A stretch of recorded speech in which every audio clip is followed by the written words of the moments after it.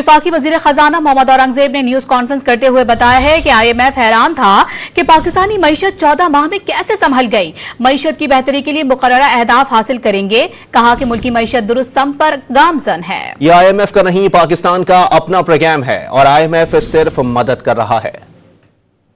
सम्राट सामने आ रहे हैं और जो सामने आए हैं कि जिस तरह इन्फ्लेशन जो है 38% से 7% पे आई, उसके बेसिस पे पॉलिसी रेट 22% से 15% पे आया। और अब तो जो इंडस्ट्री को सोचना चाहिए वो तो ये है कि वो काइबोर के बेसिस पे आगे चल रहे हैं जो 13% से नीचे आ चुका है।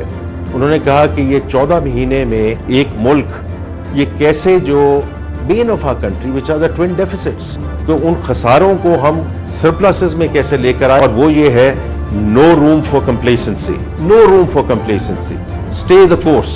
ये उन्होंने भी हमें कहा और आप भी सब हमें यही कह रहे हैं कि ये आपके पास एक विंडो है, आपने एक मैक्रो इकोनॉमिक स्टेबिलिटी लेकर आए हैं, अब इसको आगे लेकर चलें।